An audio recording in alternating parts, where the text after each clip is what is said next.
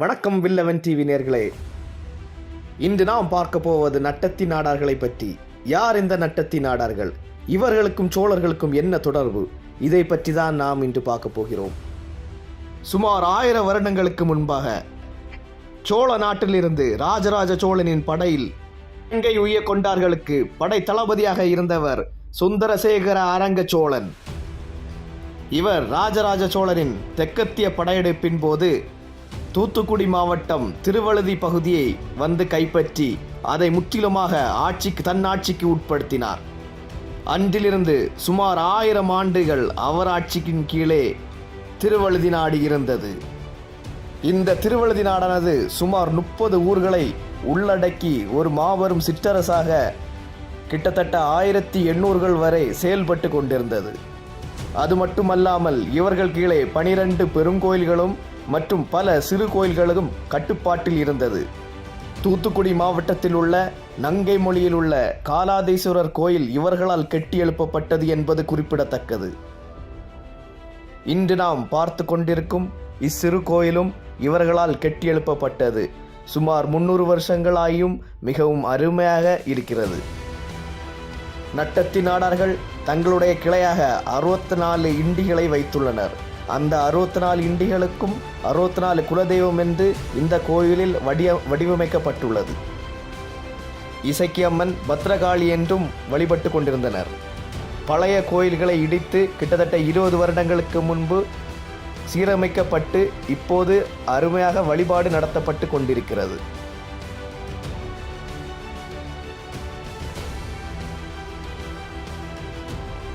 அது மட்டுமல்லாமல் திருச்செந்தூரில் தேவயானைக்கு தாய் தந்தை முறை சடங்குகளை செய்பவர்களும் இந்த நட்டத்தி நாடார்களே.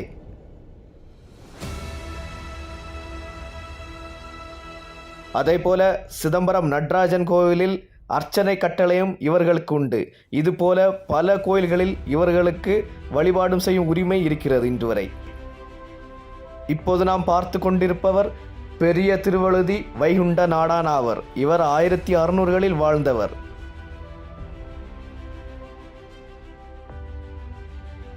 இந்த திரு உருவ சிலை இருக்கும் கோயில் அம்மச்சார் அம்மன் கோயிலாகும். இது நட்டத்தி நாடார்களின் குல தெய்வமாகவும் விளங்கப்படுகிறது.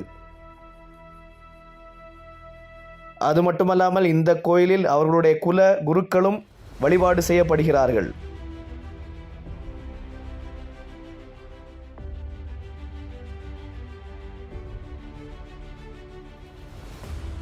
நட்டத்தி நாடார்கள் பாண்டிய நாட்டின் திருவழுதி நாட்டை ஆட்சி செய்ய தொடங்கிய பின்னால் திருவழுதி என்னும் பாண்டியர்களின் பட்டத்தையும் தங்கள் பட்டத்துடன் இணைத்து காலங்காலமாக இன்று வரை அதை பின்பற்றி வருகிறார்கள்.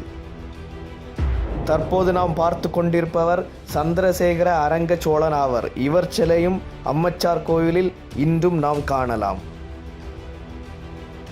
இவர் நாடார்களின் சோழ படைப்பிரிவான வலங்கை படைப்பிரிவினருக்கு தலைவராக செயல்பட்டார் என்று நமக்கு கிடைக்கும் கல்வெட்டு ஆதாரங்கள் தெளிவாக கூறுகிறது.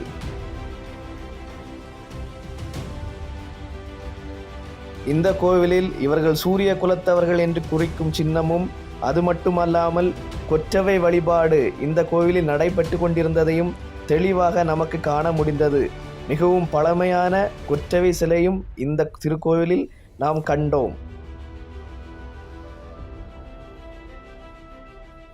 நாடார்கள் அரச படையில் போர் வீரர்களாகவும் தளபதிகளாகவும் சிற்றரசர்களாகவும் பேரரசர்களாகவும் இருந்ததற்கு போர்க்கடவுளான கொற்றவையே நமக்கு சாட்சி என்பதை இந்த கோவில் நமக்கு நிரூபிக்கிறது.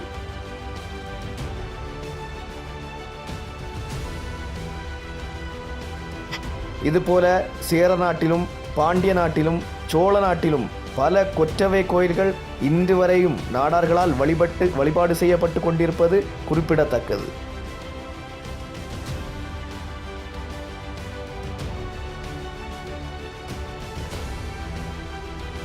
இந்த பழமையான சிலையை பாதுகாத்து இதற்கு மேற்கூரை அமைக்க வேண்டும் என்பது நமக்கு முக்கியமான ஒரு பொறுப்பாக அமைந்துள்ளதாக கருதுகிறோம்.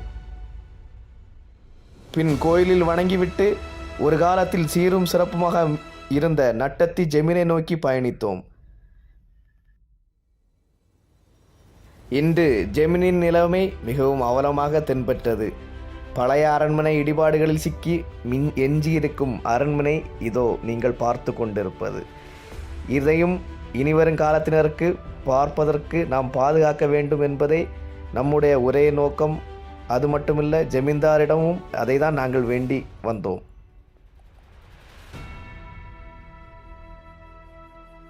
இன்னும் நட்டத்தி நாடார்களை பற்றியும் சேர சோழ பாண்டிய நாடார்களை பற்றியும் பல காணொளிகளை பார்ப்போம், தொடர்வோம். நன்றி, வணக்கம்.